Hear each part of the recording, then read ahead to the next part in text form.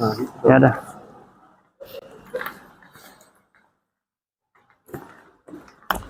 Ini saya mengajukan. Jadi ada suatu gugatan. Gugatannya sebetulnya cukup aneh. Gugatannya saya harus membayar ganti rugi, semua gaji saya harus dikembalikan.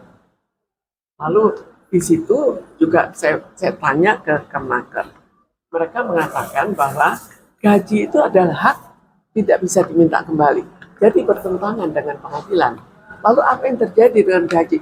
Gaji selama saya bekerja, coba bayangkan, bekerja 50 tahun ya, kembalikan plus karena didobel-dobelin.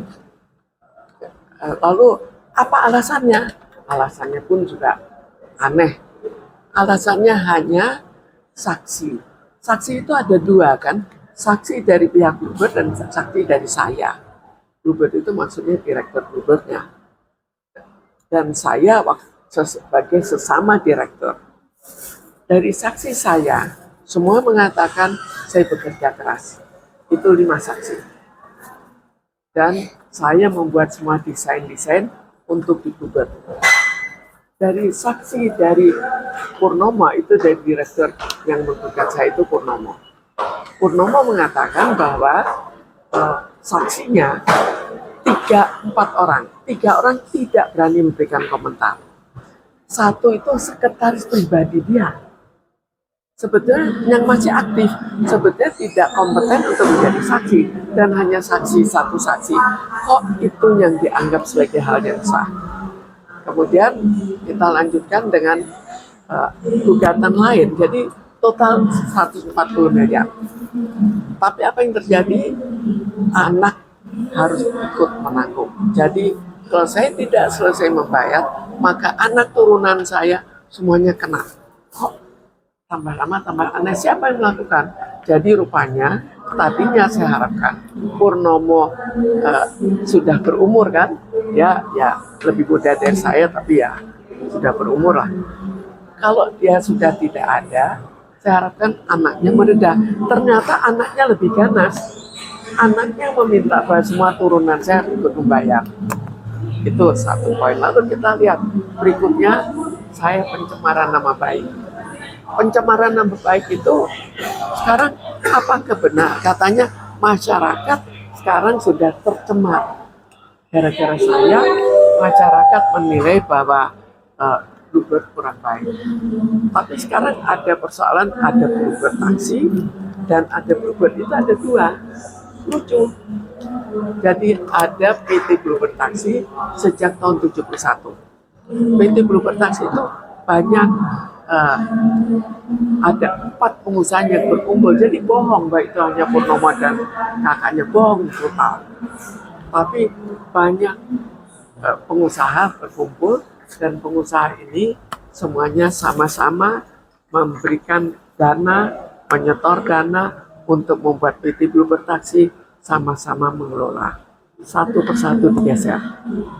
Jadi 1 Teguh Budiman digeser pada tahun 1983, ada lagi Yusuf Ilham pada tahun 1986, saya 2 kali, 1 tahun 2001 dan tahun 2013. Yang 2001 itu lucu lagi, jadi sebelumnya dibuat teror. Teror apa? Teror bahwa akhirnya saya diculik, upaya penculikan. Itu saya ada semua dokumennya, ada nomor-nomor dokumen. Jadi sudah ada pernyataan resmi dalam hubungan dengan penculikan. Dan kalau berhasil diculik, dioper di tim, jadi timnya 14, dioper ke tim 4. Tim 4 itu lebih profesional. Jadi ada tim penculik yang mundur karena dia bilang saya tidak mau terlibat dalam pembunuhan. Akhirnya dalam waktu sekian lama saya tidak berhasil dibunuh, tidak berhasil diamankan, tapi yang berhasil diamankan dan berhasil terbunuh, tidak tahu karena apa, itu adalah salah seorang yang hubungannya dengan masalah gugatan 11 miliar oleh pemegang saham lain. Mungkin pernah tahu bahwa ada pemegang dianiaya Akhirnya dia gugat 11 miliar. Lah dia punya anak buah yang menjadi saksi. Anak buah itu bersama dengan saya dikatakan bahwa orang ini berbahaya. Kalau ada kesempatan tabrak dan pada dia terjadi tabrakan sekarang dan dia meninggal. Apakah tabrakan itu oleh tim penculik? Itu tidak tahu, tapi kok mirip-mirip ya. Lalu kita lihat pencemaran nama baik. Pencemaran nama baik itu lucu lagi.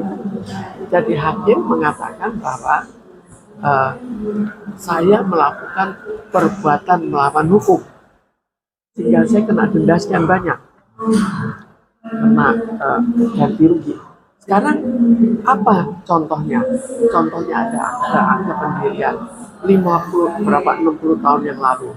Kok itu jadi perbuatan melawan hukum tanpa menulis masalahnya di mana? Ada lagi, saya punya deposito, kebetulan mereka tahu, saya ambil, itu atas nama saya dan milik saya. Kok saya salah lagi? Ada lagi laporan ke kepolisian, itu banyak cukup laporannya. Laporannya juga ada laporan, saya dipersalahkan lagi. Padahal laporannya polisi tidak menemukan masalah gugatan. Memang laporannya cukup gawat lah. Laporannya ya saya mau membunuh dengan gampang, saya mau membakar gedung, jadi macam-macam lah. Lalu ada lagi laporan saya mau meracuni. Meracuni itu katanya orang-orangnya sampai muntah. Lucu, kalau muntah kok nggak dibawa ke rumah sakit, kok tidak manusiawi banget gitu. Tapi polisi tidak mau menerima laporan. Kenapa pengadilan menganggap saya salah lagi? Jadi terlalu banyak hal yang sifatnya agak aneh. Sekarang kita lihat apakah Purnomo berhak untuk menggugat saya. Sebetulnya harus lewat rapat umum pemegang saham. Tapi dia berhak untuk lolos. Ada lagi, ada namanya benturan kepentingan. Jadi dia mengelola bersama dengan saya PT Bluebird Taksi. Terus ada lagi PT Bluebird TBK yang sekarang terkenal itu Bluebird TBK. Itu dia pribadi. Ada lagi, siapa yang pernah tahu ada taksi grup pusaka. Itu Purnomo. Karena ada apa di mana itu sekarang? Kok sudah tidak berwujud? Jadi sampai seberapa jauh sih kemampuan Purnomo untuk mengelola sampai taksi-taksi mereka yang dia bikin kok sampai bubar? Ibu sebagian bubar. Kembali ke kasus hari ini Bu, maksudnya rencana hari ini kan agenda persidangan atas kasus Ibu yang sudah inkrah di MK kan ya Bu ya. Nah ya. Ini hari ini tuh agendanya apa dan bagaimana ceritanya Bu sampai kemunduran? Ini kan tadi persoalannya semuanya saya kalah. Sampai taruh MA saya kalah. Jadi saya menggugat PK, peninjauan kembali. Itu yang sekarang. Oh hari ini harusnya rencananya PK. Ya, tapi terjadi penundaan. Tidak itu alasannya itu ya alasannya kapan, Bu? Surat mereka salah. Itu gugatannya tertulis atau gimana Bu? Jadi dipanggil hari ini tidak tertulis, tapi akhirnya tadi diberikan semua surat, tapi surat itu diralat. Artinya hari ini sidang ditunda ya, Bu? Ya. Bu, berarti yang tadi Ibu bilang anak dari Purnomo lebih ganas, termasuk ponakan Ibu Indra Priawan, suami dari Nita Willy, bisa dibilang gitu. Jadi Indra Priawan itu anak. Jadi kita bayangkan situasi yang terjadi ya. Jadi Purnomo memang masih kecil sudah punya anak. Jadi akhirnya kebutuhannya kan tinggi, anaknya sudah lebih besar. Kalau Chandra itu kakak saya, dia punya istri kedua. Namanya istri kedua pada umumnya, saya tidak menunggu istri keduanya sekarang, tapi pada umumnya kan perlunya uang. Lah itu anaknya itu Indra Priawan. Bu, boleh tahu Bu, ini kan Ibu selama ini kan pakai pengacara. Ibu sekarang sendiri, kenapa Ibu tidak mau lagi pakai dampingan pengacara? Saya pakai pengacara, tapi ini kan bubar sudah. Oh, bubar. Artinya pengacara mundur diri atau emang Ibu yang? Bukan mundur, tidak mundur tidak apa, tapi kita panggilan yang mundur. Sehingga pengacaranya pulang gitu Bu. Pengacaranya pulang ya. Tapi artinya Ibu emang sudah ada pendamping juga ya Bu ya? Ada. Jadi nanti jika saya betul-betul dipanggil, di situ ada. Bu, Sidang lebih ke- ditunda sampai kapan, Bu? Belum tahu. Bu, materi persiapan Ibu untuk melakukan PK ini kan PK ya Bu Ya. artinya ada strategi apa Bu ya? Atau ada fakta-fakta yang terbaru yang belum muncul di persidangan sebelumnya yang bisa dijadikan jembatan untuk PK ini? Ya, sebetulnya kan saya juga minta surat ke Kemnaker. Di situ sudah dikatakan, dijawab bahwa gaji adalah hak, tidak bisa diminta kembali. Tapi pengadilan kan lain. Untuk pengadilan boleh diminta kembali. Ya, karena itu masalah gaji itu banyak masalah. Kabarnya saya nggak tahu kebenarannya. UMKM sekarang itu mereka menuntut gaji mereka dibayar. Jadi rupanya gaji sudah, kalau lewat, nggak tahu apakah karena lewat pengadilan jadi seperti itu atau apa. Melihat gugatan yang lemah ini dari fraksi mereka dari 140 miliar ini, bagaimana perkembangan yang didapatkan? Jadi sekarang nggak tahu. Jadi jelas saya sudah dipanggil untuk membayar dan anaknya yaitu Andre memanggil lengkap dengan anak-anak saya. Jadi artinya ahli waris harus menanggung seluruh denda dari pengadilan yang mengatakan bahwa saya harus membayar 140 miliar. Ya, ahli waris menanggung putusan pengadilan. Ahli waris ikut menanggung putusan pengadilan. Sampai Jadi ke anak ini turunan Bu. turun temurun. Bukan yang berbahaya Bu, yang Bu pengacara ini mengatakan ini bisa jadi jurisprudensi. Jadi gini, kita bayangkan ya, gaji diminta kembali. Sekarang kalau ini gugatan Mahkamah Agung. Kalau sudah Mahkamah Agung, itu artinya bisa dijadikan semacam putusan untuk pengadilan lain. Itu namanya jurisprudensi. Jadi nanti kalau orang lain tidak dibayar atau diminta kembali gajinya, maka bisa menggunakan perkara saya sebagai contoh bahwa itu akhirnya harus diakui karena sudah diakui sampai Mahkamah Agung. Jadi akhirnya jadi tambah kacau. Saya yakin apa iya dari konglomerat itu tidak akan menyalahgunakan. Bu, pertanyaan terakhir dari saya Bu, apakah Ibu mau mengadukan ini kan ketidakadilan yang Ibu rasakan. Apakah Ibu ingin mengadukan ini ke Menteri Hukum atau sampai ke Presiden Bu? Saya menunggu situasi. Ini kan baru awal sekali. Tapi saya anggap ini betul-betul contoh yang luar biasa keterlaluan. Ada lagi, coba bayangkan, begitu banyak.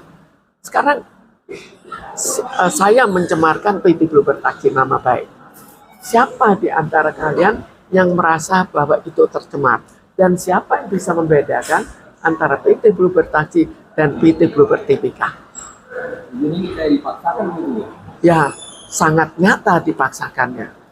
Karena itu kita lihat salah satu pemaksaan dari tahun 2013, sekarang tahun berapa? Baru sekarang diminta bayar semuanya. Mungkin mereka menunggu sampai saya tidak ada. Jadi nanti anak turunan saya habis. Mungkin itu juga nggak tahu juga. Kenapa kok ditunda dari tahun 2013 sampai sekarang baru diminta bayar, segera bayar.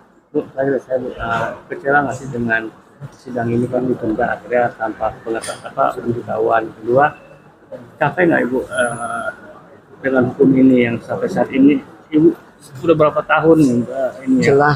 Jelas ini juga saya juga sangat kecewa kan. Bagaimanapun juga saya waktu saya habis. Lalu juga kecewa terhadap penundaan-penundaan. Kenapa kok ditunda? Lalu satu lagi masalah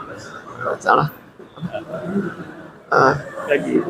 enggak, jadi saya juga capek. Jadi tapi kalau saya tidak melaksanakan bisa dibayangkan. Iya. Saya sampai polisi saja dilibatkan. Nggak tahu gimana, polisi mungkin dibohongi, nggak tahu dibohongi apa. Saya ada surat penangkapan. Surat membawa saya sebagai tersangka. Kok sampai sejauh itu? Kok lucu dan ditahan sampai penyidikan? Itu artinya apa? Kalau nggak narkoba ya teroris. Kok sampai sejauh itu? Ya dah.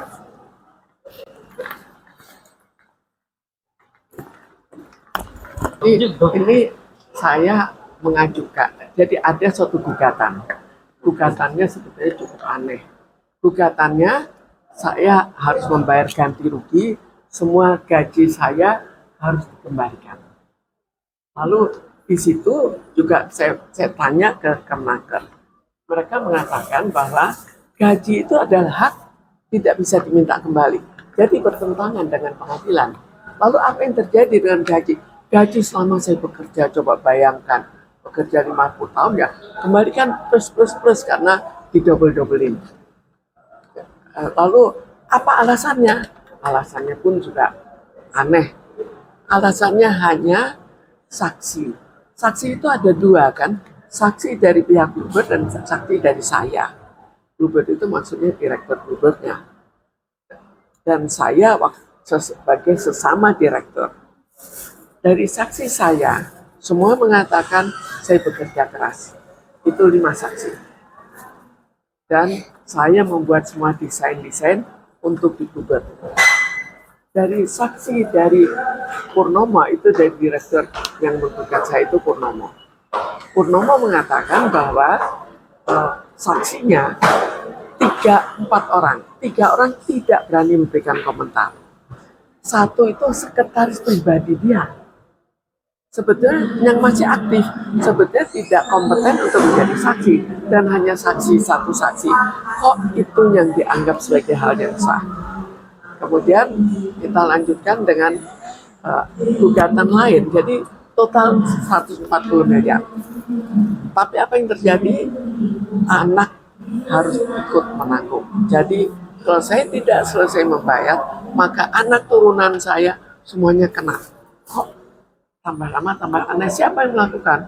Jadi rupanya tadinya saya harapkan Purnomo sudah berumur kan, ya lebih muda dari saya, tapi ya sudah berumur lah. Kalau dia sudah tidak ada, saya harapkan anaknya meredah.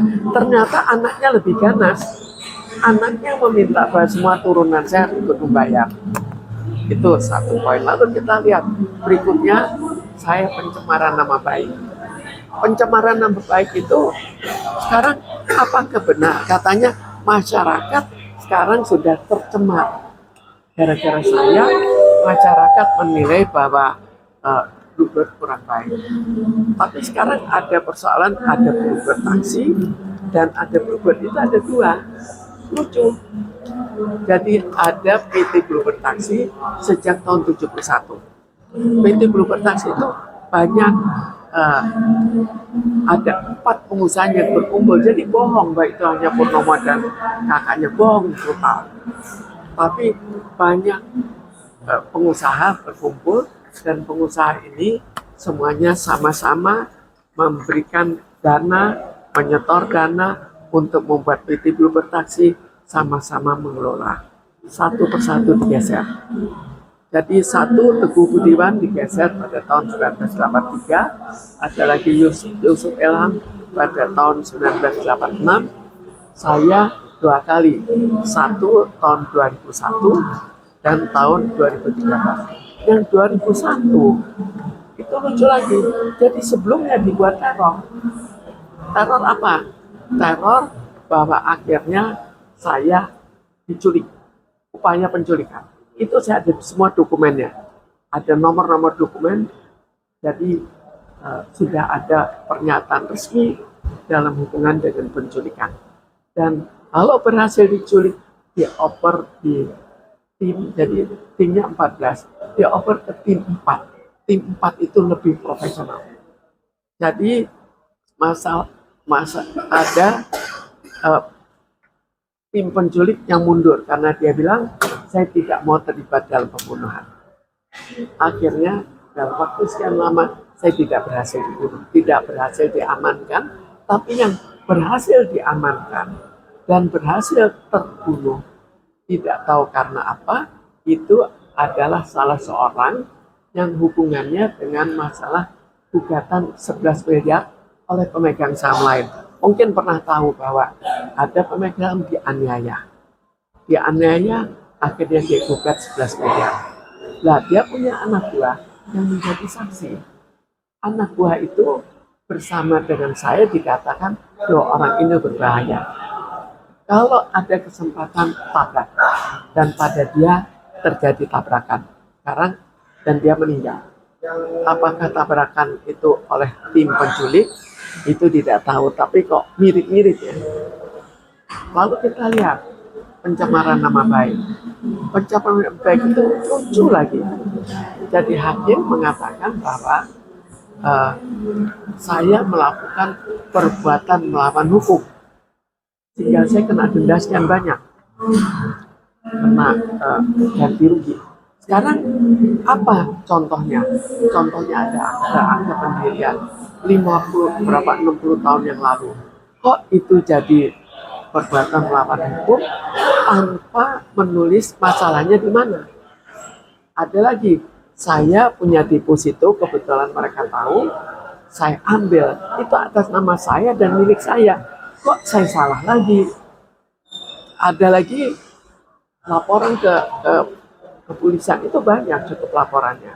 Laporannya juga ada laporan, saya dipersalahkan lagi. Padahal laporannya polisi tidak menemukan masalah gugatan. Memang laporannya cukup gawat lah. Laporannya ya saya mau membunuh dan tampak, saya mau membakar gedung, jadi macam-macam lah. Lalu ada lagi laporan saya mau meracuni. Meracuni itu katanya orang-orangnya sampai muntah. Lucu, kalau muntah kok nggak dibawa ke rumah sakit, kok tidak manusiawi banget gitu. Tapi polisi tidak mau menerima laporan. Kenapa pengadilan menganggap saya salah lagi? Jadi terlalu banyak hal yang sifatnya agak aneh. Sekarang kita lihat apakah Purnomo berhak untuk menggugat saya. Sebetulnya harus lewat rapat umum pemegang saham. Tapi dia berhak untuk lolos. Ada lagi, ada namanya benturan kepentingan. Jadi dia mengelola bersama dengan saya PT Bluebird Taksi. Terus ada lagi PT Bluebird TBK yang sekarang terkenal itu Bluebird TBK. Itu dia pribadi. Ada lagi, siapa yang pernah tahu, ada taksi grup pusaka. Itu Purnomo. Karena ada apa di mana itu sekarang? Kok sudah tidak berwujud? Jadi sampai seberapa jauh sih kemampuan Purnomo untuk mengelola sampai taksi-taksi mereka yang dia bikin kok sampai bubar? Ibu sebagian bubar. Kembali ke kasus hari ini Bu, maksudnya rencana hari ini kan agenda persidangan atas kasus Ibu yang sudah inkrah di MK kan ya Bu ya. Nah Ya. ini hari ini tuh agendanya apa dan bagaimana ceritanya Bu sampai Jadi kemunduran? ini kan tadi persoalannya semuanya saya kalah. Sampai taruh MA saya kalah. Jadi saya menggugat PK, peninjauan kembali. Itu yang sekarang. Oh hari ini harusnya rencananya PK. Ya, tapi terjadi penundaan. Tidak Itu Alasannya itu ya, kabarnya alasannya kapan Bu? surat mereka salah. Itu gugatannya Tertulis atau gimana Bu? Jadi dipanggil hari ini tidak tertulis. Tapi akhirnya tadi diberikan semua surat. Tapi surat itu diralat. Artinya hari ini sidang ditunda ya, Bos? Ya. Bu, berarti yang tadi Ibu bilang anak dari Purnomo lebih ganas. Termasuk Saya- ponakan Ibu Indra Priawan, suami dari Nita Willy, bisa dibilang gitu. Jadi Indra Priawan itu anak. Jadi kita bayangkan situasi yang terjadi ya. Jadi Purnomo memang masih kecil sudah punya anak. Jadi akhirnya kebutuhannya kan tinggi, anaknya sudah lebih besar. Kalau Chandra itu kakak saya, dia punya istri kedua. Namanya istri kedua pada umumnya, saya tidak menunggu tuh istri keduanya sekarang. Tapi pada umumnya kan perlunya uang. Lah itu anaknya itu Indra Priawan.